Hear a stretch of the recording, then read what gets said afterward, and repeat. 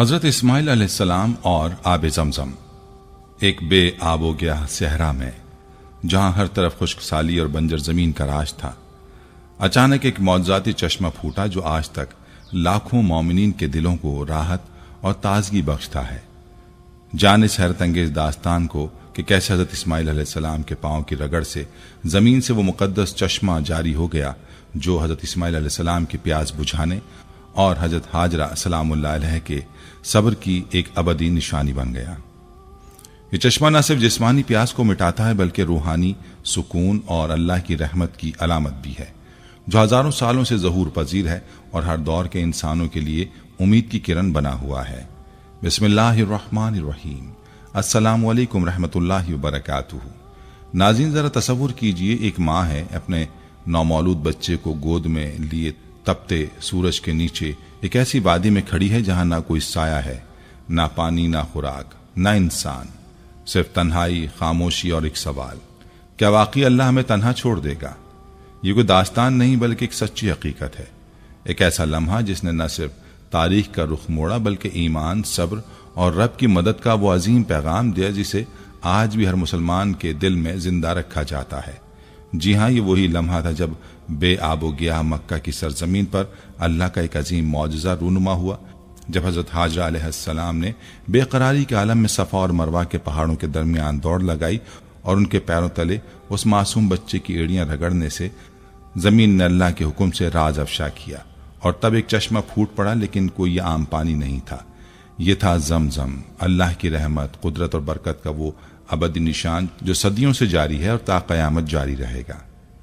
لیکن سوال یہ ہے کہ یہ پانی کس معجزے سے نکلا، اس کی روحانی اہمیت کیا ہے، اور آخر کیوں کہا جاتا ہے کہ زمزم کا ایک گھونٹ شفا بھی ہے اور عبادت بھی؟ آج کی ویڈیو میں ہم آپ کو لے کر چلیں گے صحراؤں کی اس بے آب و گیا وادی کی جانب جہاں ایمان، قربانی اور رب پر بھروسے کی وہ داستان جنم لیتی ہے جو ہر دور کے انسان کے دل کو جھنجھوڑ دیتی ہے۔ ناظرین، یہ اس وقت کی بات ہے جب حضرت ابراہیم علیہ السلام بڑھاپے کی دہلیز پر قدم رکھ چکے تھے اور ان کے اہلیہ حضرت سارہ بھی عمر کے اس حصے میں تھی جہاں اولاد کی امیدیں مدھم پڑ جاتی ہیں۔ دونوں میاں بیوی برسوں سے اللہ تعالیٰ سے اولاد کی دعا کر رہے تھے، لیکن تقدیر نے اب تک خاموشی اختیار کر رکھی تھی۔ حضرت ابراہیم علیہ السلام کا دل اولاد کی خواہش سے لبریز تھا، مگر وہ اللہ کی رضا پر راضی تھے۔ اسی دوران اللہ کے حکم سے حضرت سارہ نے اپنی خادمہ حضرت ہاجرہ سلام اللہ علیہ کو حضرت ابراہیم علیہ السلام کے نکاح میں دے دیا، اور اللہ تعالیٰ کی قدرت نے اپنا جلوہ دکھایا۔ حضرت ہاجرہ رضی اللہ عنہا کے بطن سے ایک ننھا سا فرشتہ صفت بچہ دنیا میں آیا، اور وہ بچہ جس کی پیدائش نے نہ صرف ابراہیم علیہ السلام کی زندگی کو خوشیوں سے بھر دیا بلکہ آنے والے وقتوں میں دنیا کی تاریخ کا دھارا بھی بدل کر رکھ دیا۔ جی ہاں، یہ تھا حضرت اسماعیل علیہ السلام، جنہیں اللہ تعالیٰ نے ایک عظیم مقصد کے تحت پیدا فرمایا۔ ان کی پیدائش صرف ایک بیٹے کی پیدائش نہ تھی بلکہ یہ اللہ کے وعدوں کی تکمیل، ایمان کی آزمائش اور ایک نئی امت کے آغاز کا اعلان تھا۔ حضرت ابراہیم علیہ السلام کے چہرے پر برسوں بعد وہ مسکراہٹ لوٹ آئی جو باپ بننے کی خوشی سے پھوٹتی ہے۔ انہوں نے اس بچے کو اپنی جان سے بڑھ کر چاہا، مگر وہ جانتے تھے کہ اللہ کا یہ انعام ایک بڑی آزمائش کا پیش خیمہ بھی بن سکتا ہے۔ یہی وہ بچہ تھا جس کے ساتھ باپ نے صحرا کی تنہائیوں میں اللہ کے حکم پر قدم رکھا، جس کے لیے مکہ کی بے آب و گیا وادی میں خانہ کعبہ کی بنیاد رکھی گئی اور جس کی نسل سے آخرکار خاتم النبیین حضرت محمد صلی اللہ علیہ وآلہ وسلم تشریف لائے۔ ناظرین، حضرت ابراہیم علیہ السلام کو اپنے بیٹے حضرت اسماعیل علیہ السلام سے بے پناہ محبت تھی۔ وہ اکثر انہیں اپنی گود میں لیے رکھتے یا کاندھوں پر بٹھا کر پیار و شفقت کا مظاہرہ کرتے۔ یہ منظر حضرت سارہ علیہ السلام کے لیے پریشان کن تھا، کیونکہ ان کے اور حضرت ہاجرہ کے درمیان فطری رقابت پیدا ہو چکی تھی۔ حضرت ابراہیم علیہ السلام نے ان دونوں بیویوں کے درمیان ہم آہنگی پیدا کرنے کی ہر ممکن کوشش کی، لیکن فضا میں کشیدگی کم نہ ہو سکی۔ بالآخر اللہ تعالیٰ کی طرف سے حکم ہوا کہ حضرت ابراہیم علیہ السلام حضرت ہاجرہ اور ننھے اسماعیل کو ایک دور افتادہ مقام مکہ کی بے آب و گیا وادی کی طرف لے جائیں۔ چنانچہ آپ انہیں لے کر روانہ ہوئے اور اس ویران وادی میں، جسے قرآن نے وادی غیر ذی زرع یعنی ایسی وادی جہاں کوئی کھیتی نہیں کہا جاتا ہے، کچھ کھجوریں اور ایک مشکیزہ پانی رکھ کر خاموشی سے واپس پلٹنے لگے۔ حضرت ہاجرہ گھبرا کر پیچھے آئیں اور سوال کیا، آپ ہمیں یہاں کس کے سہارے چھوڑ کر جا رہے ہیں؟ حضرت ابراہیم علیہ السلام نے صرف اتنا کہا، اللہ کے سہارے۔ حضرت ہاجرہ نے دوبارہ پوچھا، کیا یہ اللہ کا حکم ہے؟ حضرت ابراہیم علیہ السلام نے اس بات میں سر ہلایا۔ تب حضرت ہاجرہ نے دل پر یقین کا چراغ جلا کر کہا، پھر آپ بے فکر ہو جائیں، اللہ ہمیں کبھی ضائع نہیں کرے گا۔ حضرت عبداللہ بن عباس رضی اللہ تعالیٰ عنہ روایت کرتے ہیں کہ حضرت ابراہیم علیہ السلام نے حضرت حاجرہ اور شیر خوار حضرت اسماعیل علیہ السلام کو کعبے کے قریب ایک مقام روحا میں چھوڑا جہاں نہ انسانوں کا گزر تھا نہ پانی کا کوئی نام و نشان۔ اس بے آب و گیا وادی میں صرف کچھ کھجوریں اور ایک مشکیزہ ان کا کل اثاثہ تھا۔ واپسی پر حضرت ابراہیم علیہ السلام ثنیہ کے مقام پر پہنچے جہاں حضرت حاجرہ اور اسماعیل نظر سے اوجھل ہو گئے تو آپ کا دل بھر آیا۔ آپ نے قبلہ رخ ہو کر دونوں ہاتھ اٹھائے اور دعا کی، اے میرے رب، میں نے اپنی اولاد کو تیری حرمت والے گھر کے قریب ایک بنجر وادی میں بسایا ہے تاکہ وہ نماز قائم کریں، پس تو لوگوں کے دل ان کی طرف مائل کر دے اور انہیں پھلوں سے روزی عطا فرما تاکہ وہ تیرا شکر ادا کریں۔ سورہ ابراہیم آیت 37۔ ناظرین، ادھر جب پانی کا مشکیزہ تھوڑی سی کھجوریں ختم ہو گئیں تو شیر خوار اسماعیل بھوک اور پیاس کی شدت سے رونے لگے۔ ارد گرد سنسان بیابان تھا، دور دور تک پانی کا کوئی نام و نشان نہ تھا۔ بی بی حاجرہ بے چین ہو کر قریبی پہاڑیوں پر چڑھ گئیں، شاید کوئی پانی کا ذریعہ نظر آ جائے، لیکن وہاں صرف خشک چٹانیں اور پتھریلی زمین تھی۔ جب بچے کی تنہائی کا خیال آتا تو جلدی سے نیچے واپس آتی۔ بچہ شدت فاقہ سے تڑپ رہا تھا۔ حضرت حاجرہ رضی اللہ عنہا خود بھی کئی وقت سے بھوکی اور پیاسی تھی۔ کمزوری کے باعث جسم نڈھال تھا، مگر پھر بھی ہمت کر کے دوسری جانب کی پہاڑی پر گئیں کہ شاید کسی بستی یا قافلے کا پتہ مل جائے، لیکن وہاں بھی صرف ریت اڑتی دکھائی دی۔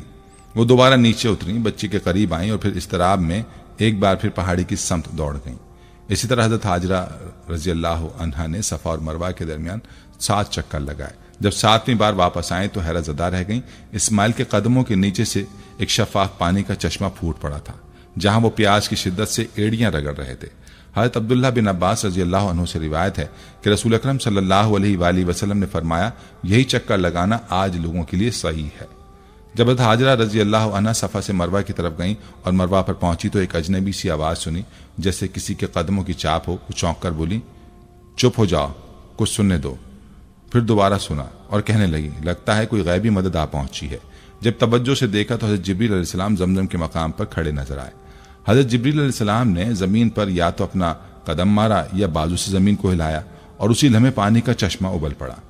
حضرت حاجرہ رضی اللہ عنہا نے فوراً اپنے ہاتھوں سے پانی کو جمع کرنا شروع کیا اور برتن میں بھرنے لگی، جبکہ پانی مسلسل تیز رفتاری سے بہتا رہا۔ وہ ایک طرف پانی کو روکتی اور دوسری طرف برتن بھرتی۔ یہ منظر نہایت عجیب اور ایمان افروز تھا، کیونکہ بنجر وادی میں یہ پانی رب کریم کی طرف سے غیبی رزق کی صورت میں عطا ہوا تھا۔ حضرت ابن عباس رضی اللہ عنہ روایت کرتے ہیں کہ رسول اللہ صلی اللہ علیہ وآلہ وسلم نے فرمایا، اللہ تعالیٰ اسماعیل پر رحم کرے، اگر وہ پانی کو یوں ہی بہنے دیتی یا نہ روکتی تو زمزم بہتا دریا بن جاتا۔ حضرت حاجرہ رضی اللہ عنہا نے زمزم کا پانی خود پیا اور اپنے نونہال کو بھی پلایا۔ اس وقت کعبہ کی عمارت ایک بلند ٹیلے پر تھی اور جب بارش ہوتی تو سیلاب دیواروں کو نقصان پہنچاتا۔ کچھ عرصے بعد قبیلہ جرہم قدا کے راستے سے مکہ پہنچا اور نچلی وادی میں پڑاؤ ڈالا۔ وہاں انہوں نے ایک پرندہ منڈلاتے دیکھا، کہنے لگے، ہم اس وادی سے بخوبی واقف ہیں، یہاں کبھی پانی نہیں ہوتا اور یہ پرندہ صرف پانی کے مقام پر ہی چکر لگاتا ہے۔ انہوں نے چند افراد کو روانہ کیا کہ وہ پانی کی تصدیق کریں۔ جب وہ مقام زمزم پر پہنچے تو سیدھا سیدہ حاجرہ کو پایا۔ پوچھا، کیا ہم یہاں سکونت اختیار کر سکتے ہیں؟ فرمایا، یقیناً، مگر پانی پر میرا حق رہے گا۔ انہوں نے جواب دیا، ہمیں منظور ہے۔ ابن عباس رضی اللہ عنہ کہتے ہیں کہ رسول اللہ صلی اللہ علیہ وآلہ وسلم نے فرمایا، اسماعیل نہایت مانوس مزاج تھی، انہیں قبیلہ جرہم کا آنا پسند آیا۔ قبیلے نے اپنے گھرانے بھی بلوا لیے اور یوں ایک چھوٹی سی بستی بس گئی۔ سیدنا اسماعیل جوان ہوئے، قبیلہ جرہم سے عربی زبان سیکھی اور اتنے محبوب بن گئے کہ انہی میں سے ایک خاتون سے نکاح کیا۔ حضرت حاجرہ رضی اللہ عنہا کا کامل ایمان، صبر اور اللہ کی اطاعت اس جواب سے ظاہر ہوتا ہے کہ تب تو ہمیں اللہ ضائع نہیں کرے گا۔ اللہ تعالیٰ نے ان کی استقامت کا انعام زمزم کی شکل میں عطا فرمایا۔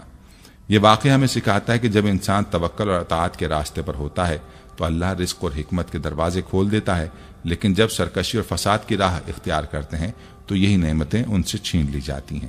جیسا کہ قرآن مجید میں ارشاد ہوا، اللہ کسی قوم پر اپنی دی ہوئی نعمتیں نہیں چھینتا جب تک وہ خود اپنے طرز عمل کو نہ بدل ڈالے۔ حضرت اسماعیل علیہ السلام کے بعد کعبے کی نگہبانی ان کے اولاد کے حصے میں آئی اور بنو جرہم اس کے متولی بنے، لیکن کچھ عرصے بعد انہوں نے مکہ کی حرمت کا لحاظ نہ رکھا، زائرین پر ظلم کرنے لگے اور کعبہ کی نظریں خود استعمال کرنے لگے۔ نتیجتاً ان کا احترام جاتا رہا۔ پھر قبیلہ خزاعہ نے ان پر قابو پا لیا اور انہیں وادی سے نکال دیا۔ حضرت اسماعیل علیہ السلام کی شادی قبیلہ بنو جرہم میں ہوئی، جو حضرت ابراہیم علیہ السلام کے مخلص پیروکار تھے۔ یہ قبیلہ مکہ مکرمہ میں آ کر آباد ہوا اور حضرت اسماعیل علیہ السلام کی نسل میں اللہ تعالیٰ کی بشارت کے مطابق خوب برکت ہوئی۔ ان کے 12 بیٹے پیدا ہوئے جن سے 12 قبائل وجود میں آئے اور ہر بیٹا اپنے قبیلے کا سردار بنا۔ حضرت اسماعیل علیہ السلام تو بیت اللہ کی خدمت کے لیے وقف تھے ہی، ان کی اولاد نے بھی یہ ذمہ داری نسل در نسل نبھائی۔ ان کے بڑے بیٹے نابت کو خانہ کعبہ کے انتظامات کی ذمہ داری سونپی گئی۔ بنو جرہم جو ان کے قریبی سسرالی رشتہ دار تھے ان کی حمایت اور خدمت میں شریک ہو گئے۔ جب بنی اسماعیل کی تعداد میں اضافہ ہوا تو وہ مختلف علاقوں میں پھیل گئے جہاں اللہ نے ان کو برکت دی اور کئی ریاستیں قائم ہو گئیں۔ اس کے نتیجے میں بنو جرہم کو مکہ میں زیادہ اختیار حاصل ہوا اور وہ بیت اللہ کے خادم بن بیٹھے۔ ابتدا میں انہوں نے اخلاص سے خدمت انجام دی، لیکن وقت کے ساتھ ساتھ وہ غفلت، لالچ اور بے راہ روی میں مبتلا ہو گئے۔ وہ خانہ کعبہ میں آنے والے زائرین کی نظریں خود کھانے لگے، زائرین کی خدمت کو بوجھ سمجھا جانے لگا اور ان پر ظلم و ستم کا رویہ اپنایا گیا، یہاں تک کہ خانہ کعبہ کی حرمت کی بھی پرواہ نہ رہی۔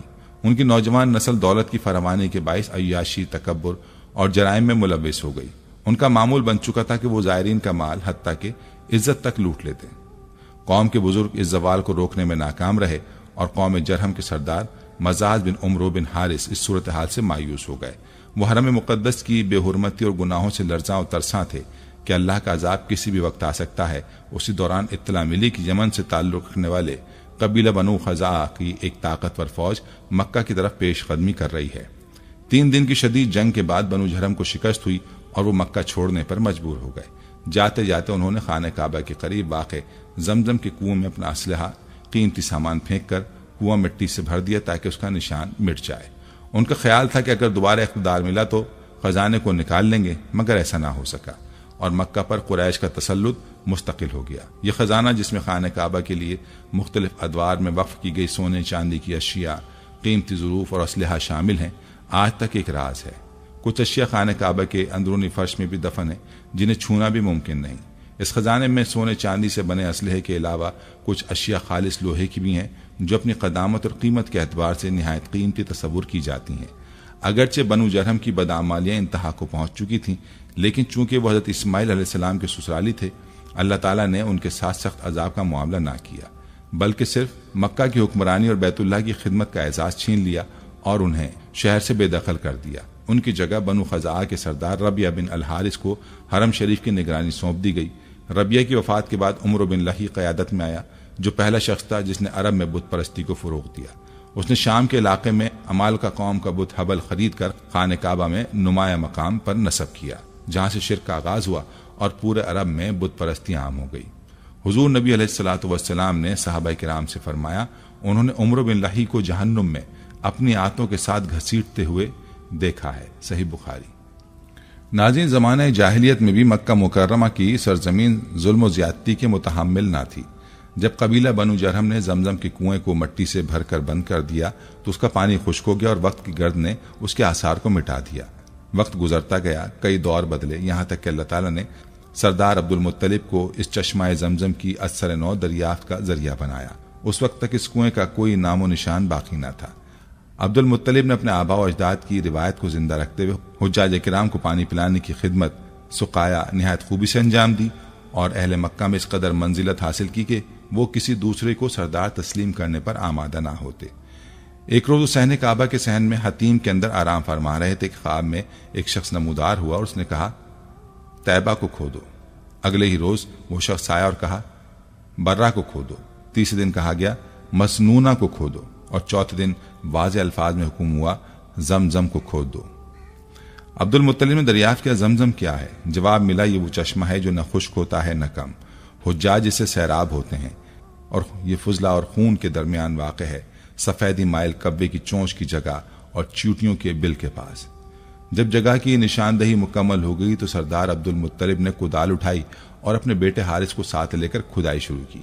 ابھی کام کا آغاز ہی ہوا تھا کہ قریش کے سرداروں نے شور مچانا شروع کر دیا کہ یہ تو ہمارے جد امجد حضرت اسماعیل علیہ السلام کا کنواں ہے، اس میں سب کا حق ہے۔ عبد المطلب نے انکار کیا تو طے پایا کہ شام کے قبیلہ بنو سعد بن حزیم کی ایک خاتون کاہنہ کے پاس فیصلہ کروایا جائے۔ دوران سفر ان کا قافلہ ایک مقام پر خیمہ زن تھا۔ جب زیادہ راہ ختم ہو گیا اور سب پریشان ہو گئے، اس موقع پر عبد المطلب نے کہا، چلو شاید آگے پانی مل جائے۔ جیسے ہی وہ اپنی اونٹنی پر سوار ہوئے اور اونٹنی نے اٹھنے کی کوشش کی تو اس کے قدموں تلے مٹی کے پانی کا چشمہ ابل پڑا۔ سب خوشی سے جھوم اٹھے۔ قافلے والوں نے پانی پیا، مشکیں بھریں۔ قریش اور دیگر قبائل کو بلایا، وہ بھی آئے اور سیراب ہوئے۔ سب نے یک زبان ہو کر کہا، عبد المطلب، اللہ کی قسم تم ہی اس خدمت کے حقدار ہو، آئندہ ہم زمزم پر تم سے کوئی نزاع نہیں کریں گے۔ یوں یہ مسئلہ کاہنہ کی ثالثی کے بغیر ہی خوش اسلوبی سے طے پا گیا اور عبد المطلب نے حجاج بیت اللہ کی سقائیت کو اپنی زندگی کا مشن بنا لیا۔ ایک طویل عرصے بعد جب نبی آخر الزماں رسول اللہ صلی اللہ علیہ وآلہ وسلم کی بعثت ہوئی اور آپ کو اللہ تعالیٰ نے معجزہ معراج عطا فرمایا تو اس سفر مقدس سے قبل آپ کے سینے مبارک کو زمزم کے پانی سے دھویا گیا تھا۔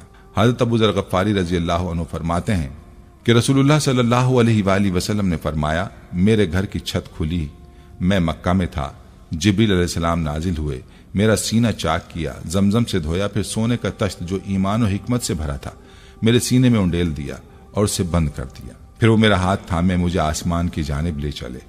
بعثت کے وقت بھی حجاج بیت اللہ زمزم سے فیض یاب ہوتے تھے، اور نبی کریم صلی اللہ علیہ وآلہ وسلم کے چچا حضرت عباس رضی اللہ عنہ اس خدمت پر مامور تھے۔ نبی کریم صلی اللہ علیہ وآلہ وسلم نے اس عمل کو نیکی اور صالح عمل قرار دیا۔ حضرت عبداللہ بن عباس رضی اللہ عنہ فرماتے ہیں کہ رسول اللہ صلی اللہ علیہ وآلہ وسلم اس مقام پر تشریف لائے جہاں حضرت عباس رضی اللہ عنہ حاجیوں کو زمزم پلا رہے تھے۔ آپ علیہ الصلوۃ والسلام نے بھی پانی طلب فرمایا۔ حضرت عباس رضی اللہ عنہ نے بیٹے فضل کو حکم دیا کہ اپنی والدہ کے پاس جا کر زمزم لے آؤ، لیکن نبی صلی اللہ علیہ وآلہ وسلم نے فرمایا، مجھے یہیں سے پلا دو۔ حضرت عباس رضی اللہ عنہ نے عرض کیا، اے اللہ کے رسول، لوگ اس میں ہاتھ ڈال چکے ہیں۔ فرمایا، یہیں سے پلاؤ۔ پینے کے بعد رسول اللہ صلی اللہ علیہ وآلہ وسلم کنویں کے قریب تشریف لے گئے جہاں بنو عبد المطلب پانی نکالنے اور پلانے میں مشغول تھے۔ آپ صلی اللہ علیہ وآلہ وسلم نے فرمایا، کرتے جاؤ، یہ بہت عمدہ کام ہے۔ اگر مجھے یہ اندیشہ نہ ہوتا کہ لوگ تم پر ٹوٹ پڑیں گے تو میں بھی اتر کر یہ خدمت انجام دیتا اور اپنے مبارک کاندھے پر پانی اٹھاتا۔ اس ارشاد کی تائید امام مسلم رحمۃ اللہ علیہ کی روایت سے بھی ہوتی ہے جس میں رسول اللہ صلی اللہ علیہ وآلہ وسلم نے فرمایا، اے بنو عبد المطلب، پانی کھینچتے رہو، اگر لوگوں کے ہجوم کا خوف نہ ہوتا تو میں بھی یہ کام کرتا۔ ناظرین، دنیا میں پانی کے بے شمار اقسام پائی جاتی، مگر اللہ رب العزت نے ان تمام میں جو مقام و مرتبہ آب زمزم کو عطا فرمایا ہے وہ کسی اور پانی کو نصیب نہیں ہوا۔ عام پانی کو ہم روزمرہ کی ضروریات کے تحت استعمال کرتے ہیں، اس کے لیے کوئی خاص اہتمام یا روحانی مقصد پیش نظر نہیں ہوتا، لیکن آب زمزم کو پینے سے قبل دل میں عقیدت اور زبان پر دعائیں ہوتی ہیں، کیونکہ اس سے برکت، شفا اور روحانی تاثیر کا سرچشمہ سمجھا جاتا ہے۔ دیگر پانیوں کو ایک جگہ سے دوسری جگہ لے جانا بوجھ محسوس ہوتا ہے، مگر زمزم کی بوتلیں اور شاق حرم اپنی قیمتی سامان کی مانند حفاظت سے شہروں شہروں لے جاتے ہیں۔ یہ عمل رسول اللہ صلی اللہ علیہ وآلہ وسلم کی سنت بھی ہے، اور آپ علیہ الصلوۃ والسلام نے بھی زمزم کو ساتھ لے جانا پسند فرمایا۔ اسی لیے حجاج کرام اسے اپنے لیے نہیں بلکہ اپنے اہل و احباب کے لیے بھی ایک متبرک تحفہ تصور کرتے ہیں۔ نبی علیہ الصلوۃ والسلام نے زمزم نوش فرمایا اور اسے حج کے شعائر میں شامل فرمایا۔ چونکہ خانہ کعبہ مسلمانوں کا قبلہ ہے، اس لیے حج اور عمرے کی ادائیگی کے دوران زمزم گویا زائرین کی ضیافت الہی کا حصہ ہوتا ہے۔ اپنی روحانی فضیلتوں کے ساتھ ساتھ زمزم دنیا کا واحد پانی ہے جو پیاس کے ساتھ بھوک کو بھی مٹاتا ہے۔ یہ وہی پانی ہے جو حضرت ہاجرہ اور حضرت اسماعیل علیہ السلام جیسے جلیل القدر مہمانان خدا کے لیے وادی غیر ذی زرع میں رب کی طرف سے عطا کردہ ایک معجزہ تھا۔ صحیح مسلم کی ایک روایت میں حضرت ابو ذر غفاری رضی اللہ عنہ بیان کرتے ہیں کہ رسول اللہ صلی اللہ علیہ وآلہ وسلم نے فرمایا، زمزم کھانے کا کام دیتا ہے اور بیماری کے لیے شفا ہے۔ حضرت جابر رضی اللہ عنہ سے امام احمد نے نقل کیا کہ آب زمزم جس نیت سے پیا جائے وہ فائدہ دیتا ہے۔ سیدنا عبداللہ بن عباس رضی اللہ عنہما فرماتے ہیں، میں نے نبی کریم صلی اللہ علیہ وآلہ وسلم کو کھڑے ہو کر زمزم پیتے دیکھا۔ حضرت طاؤس رحمۃ اللہ علیہ کے مطابق زمزم کا ذائقہ چکھنا ہی حج کی تکمیل ہے۔ حضرت عطا کہتے ہیں کہ میں نے حضرت طاؤس کو دیکھا، وہ زمزم پینے کے بعد اپنے ہونٹ چاٹتے تھے۔ دوستو، زمزم وہ مبارک پانی ہے جو رب کریم کی 5000 سال پرانی رحمت کا مظہر ہے، جو حضرت اسماعیل علیہ السلام کے قدموں سے پھوٹا جب حضرت ہاجرہ صفا اور مروہ کے درمیان پانی کی تلاش میں دوڑ رہی تھیں۔ جب زمین سے چشمہ ابل پڑا تو حضرت ہاجرہ نے زمزم کے الفاظ کہے، یعنی ٹھہر جا، تاکہ پانی بے قابو ہو کر بہ نہ جائے۔ اسی سے اس کنویں کا نام زمزم پڑا۔ یہ جان کر آپ کو حیرت ہوگی کہ صدیوں سے جاری اس کنویں میں نہ کبھی کائی جمی ہے، نہ بدبو پیدا ہوئی، نہ کیڑے پیدا ہوئے ہیں، اور نہ ہی آلودگی کا شکار ہوا ہے۔ اس میں شامل معدنیات عام پانی سے زیادہ ہیں، جو اس کے ذائقے کو بھی ممتاز بناتے ہیں۔ حج ہو، عمرہ ہو یا زیارت بیت اللہ، کوئی بھی مکہ مکرمہ آ کر زمزم پیے بغیر واپس نہیں لوٹتا۔ ہر سال 30 سے 50 لاکھ زائرین حرم آتے ہیں اور سیراب ہو کر آب زمزم پیتے ہیں، پھر اس کی بوتلیں اپنے ساتھ وطن لے جانا نہیں بھولتے۔ اس پانی کو پینے کے بعد زائرین جسمانی تازگی اور روحانی سرشاری محسوس کرتے ہیں۔ بعض لوگ اسے دنیا کے بہترین معدنی پانی سے تشبیہ دیتے ہیں اور بعض اس کی تاثیر کو عقیدت کا نتیجہ کہتے ہیں، لیکن حقیقت یہ ہے کہ آب زمزم ایک ایسا معجزہ ہے جو صرف اس کے ذائقے یا معدنی اجزاء تک محدود نہیں، بلکہ یہ کئی حیران کن خصلتوں کا حامل ہے جن پر سائنسی عقل بھی حیران رہ جاتی ہے۔ اسی حیرت کو سمجھنے کے لیے ہر سال مختلف ممالک کے سائنسدان مکہ کا رخ کرتے ہیں تاکہ اس مقدس پانی پر تحقیق کر سکیں۔ حد سے پہلے ان تحقیقات کا سلسلہ زور پکڑ لیتا ہے اور متعدد تجربات کے ذریعے اس کے خواص پر ریسرچ کی جاتی ہے۔ ایک تحقیق کے دوران ماہرین نے اس کے رنگ کو بدلنے کی کوشش کی، مگر کوئی بھی کیمیائی مرکب آب زمزم کو متاثر نہیں کر سکا۔ ان کا کہنا تھا کہ عام پانی پر یہ مرکبات رنگ بدل دیتے ہیں، لیکن زمزم ایک ایسا پانی ہے جسے اللہ نے ہر طرح کی آمیزش سے محفوظ رکھا ہے۔ جب اس سائنسی معجزے کی خبر سعودی ولی عہد محمد بن سلمان تک پہنچی تو وہ خود تجربہ گاہ گئے اور اپنی آنکھوں سے حقیقت کو دیکھا۔ سبحان اللہ۔ حدیث شریف میں آتا ہے کہ زمزم میں بیماریوں سے شفا ہے، اس لیے زائرین اسے اپنے وطن لے جا کر اپنے پیاروں کو بطور تبرک پیش کرتے ہیں۔ حضرت عروہ بن زبیر رضی اللہ عنہ سے روایت ہے کہ حضرت عائشہ رضی اللہ عنہا مدینہ واپس جاتے وقت زمزم ساتھ لے جاتی اور فرماتی کہ نبی صلی اللہ علیہ وآلہ وسلم بھی یہی عمل کیا کرتے تھے۔ ناظرین کرام، خانہ کعبہ چونکہ مسلمانوں کا قبلہ ہے، اس لیے حج اور عمرے کی سعادت حاصل کرنے والوں کے لیے یہ ایک عظیم ضیافت گاہ کی مانند ہے۔ یہاں کی روحانی فضاؤں کے ساتھ ساتھ ایک اور بے نظیر نعمت ہے، آب زمزم۔ یہ ایک ایسا مبارک پانی ہے جو نہ صرف پیاس بجھاتا ہے بلکہ بھوک کے وقت بھی توانائی کا ذریعہ بنتا ہے۔ اس بنجر وادی میں اللہ تعالیٰ نے اپنے دو برگزیدہ بندوں حضرت ہاجرہ اور حضرت اسماعیل علیہ السلام کے لیے اس چشمے کو جاری فرمایا جو کہ آج بھی ان کی میزبانی کی یاد دلاتا ہے۔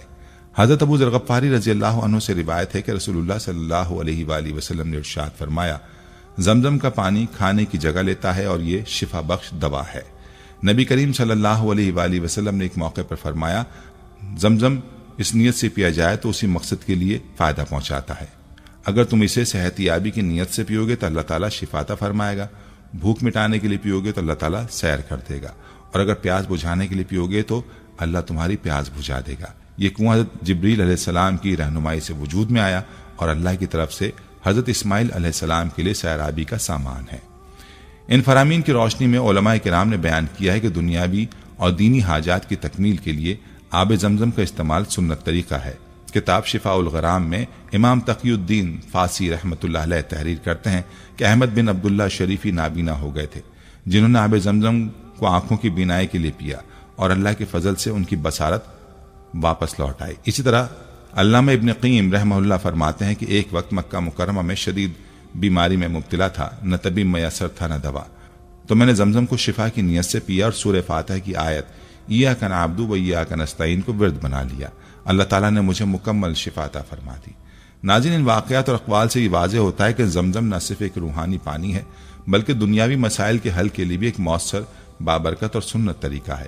قدیم زمانے میں آب زمزم ہی مکہ مکرمہ میں قیام پذیر لوگوں کے لیے پانی کی بنیادی سہولت تھا۔ حیرت کی بات یہ ہے کہ پچھلے 5000 سال میں اس کنویں نے کبھی خشک ہونے کا سامنا نہیں کیا، سوائے چند محدود مواقعوں کے۔ اس کنویں کی حفاظت کا فریضہ نبی صلی اللہ علیہ وآلہ وسلم کے دادا حضرت عبد المطلب سے لے کر خلفاء اور بعد میں سعودی حکمرانوں نے انجام دیا۔ موجودہ دور میں اس کی نگہداشت جدید سائنسی اصولوں کی روشنی میں کی جا رہی ہے۔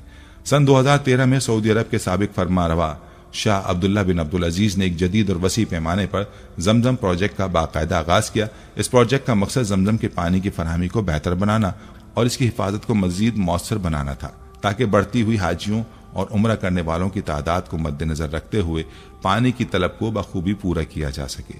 اس کے تحت زمزم کے پانی کی پمپنگ، فلٹرنگ اور تقسیم کا نظام انتہائی جدید تکنیکی آلات اور طریقوں کے ذریعے نافذ کیا گیا۔ پورے عمل میں خاص توجہ دی گئی اس پاکیزہ پانی کی قدرتی اور روحانی خصوصیات میں کوئی فرق نہ آئے اور اس کی اصل صفات قائم رہیں۔ اس پروجیکٹ کی تکمیل کے بعد زمزم کی کوالٹی کی نگرانی کے لیے ایک مخصوص ادارہ قائم کیا گیا جسے زمزم اسٹڈی اینڈ ریسرچ سینٹر کا نام دیا گیا۔ یہ مرکز نہ صرف زمزم کے پانی کے معیار کی مستقل جانچ پڑتال کرتا ہے بلکہ اس کے مختلف نمونوں کا ہفتے بعد تجزیہ بھی کرتا ہے تاکہ کسی بھی قسم کی آلودگی یا تغیر کو فوری طور پر شناخت کیا جا سکے۔ اس طرح نہ صرف پانی کی صفائی اور حفظان صحت کو یقینی بنایا جاتا ہے بلکہ اس کی فطری معدنی خصوصیات اور ذائقے کو بھی برقرار رکھا جاتا ہے۔ اس جدید نگرانی کے نظام کی بدولت زمزم کے پانی کی حفاظت اور فراہمی ایک عالمی معیار کی سہولت بن چکی ہے جو لاکھوں زائرین کی صحت و سلامتی کی ضامن ہے۔ ناظرین، آب زمزم کی چند حیران کن خصوصیات یہ ہیں کہ کنواں کبھی خشک نہیں ہوا، اس کا ذائقے میں بھی کوئی فرق نہیں آیا، اور اس کے اندر موجود معدنیات آج بھی وہی ہیں جو صدیوں پہلے تھیں۔ اس میں نہ کبھی فنگس پیدا ہوئی، نہ بدبو، نہ آلودگی۔ دنیا کے اکثر کنووں میں کچھ ہی عرصے بعد نامیاتی اجسام پیدا ہو جاتے ہیں، لیکن زمزم کا پانی تمام خرابیوں سے پاک ہے، جو یقیناً ایک معجزے سے کم نہیں۔ احادیث میں آب زمزم کی بے شمار فضیلتیں بیان کی گئی ہیں۔ سیدنا ابن عباس رضی اللہ عنہ سے روایت ہے کہ نبی کریم صلی اللہ علیہ وآلہ وسلم نے فرمایا، زمین پر سب سے بہترین پانی زمزم ہے جو بھوک مٹانے والا اور بیماریوں کا علاج ہے۔ حضرت جابر رضی اللہ عنہ روایت کرتے ہیں کہ رسول اللہ صلی اللہ علیہ وآلہ وسلم نے فرمایا، زمزم کو جس مقصد کے لیے پیا جائے وہ مقصد پورا ہوتا ہے۔ حضرت ابن عباس رضی اللہ عنہ زمزم پینے سے قبل دعا مانگا کرتے تھے، اے اللہ مجھے نفع بخش علم عطا فرما، رزق میں وسعت دے اور ہر بیماری سے شفا عطا فرما۔ اسی طرح حضرت عبداللہ بن مبارک رحمۃ اللہ علیہ جب زمزم پیتے تو دعا کرتے کہ قیامت کے دن پیاس نہ لگے۔ یہ مبارک پانی اللہ تعالیٰ کی ایک عظیم اور خاص نعمت ہے جو حضرت ہاجرہ سلام اللہ علیہ اور حضرت اسماعیل علیہ السلام کے صبر اور استقامت اور قربانی کی لازوال یادگار کے طور پر زمین پر نمودار ہوا۔ یہ وہی مقدس پانی ہے جسے جبریل علیہ السلام نے حضور نبی صلی اللہ علیہ وآلہ وسلم کے پاک دل پر بہایا تاکہ آپ علیہ الصلوۃ والسلام کے قلب اطہر کو پاک و صاف کر کے انہیں آسمانوں کی سیر اور جنت و دوزخ کی باریک بینی سے مشاہدہ کرنے کے لیے روحانی طور پر تیار کیا جا سکے۔ زمزم کی خاصیت اور برکت اسے نہ صرف جسمانی بلکہ روحانی اعتبار سے بھی بے مثال بناتی ہے۔ اس لیے زمزم کو نہایت ادب اور احترام کے ساتھ پینا چاہیے۔ اس کے اندر چھپی ہوئی رحمت اور برکتوں سے بھرپور استفادہ کرتے ہوئے دل و جان سے اللہ تعالیٰ کی بارگاہ میں دعا کرنی چاہیے۔ فقہا نے بھی اس کی حرمت اور عظمت کو مد نظر رکھتے ہوئے واضح فرمایا کہ ایسے کام جن سے زمزم کی بے حرمتی ہو، مثلا اس سے ناپاکی دھونا، استنجا کرنا یا کسی بھی غیر مناسب طریقے سے استعمال کرنا، وہ مکروہ ہے، تحریمی ہے اور ان سے اجتناب کرنا لازم ہے۔ زمزم اللہ تعالیٰ کا قیمتی اور انمول تحفہ ہے جسے ہمیں اپنی زندگیوں میں خاص مقام دینا چاہیے، اور اس کے اندر پوشیدہ روحانی، جسمانی اور طبی فوائد کو پوری نیت اور ایمان کے ساتھ قبول کرنا چاہیے۔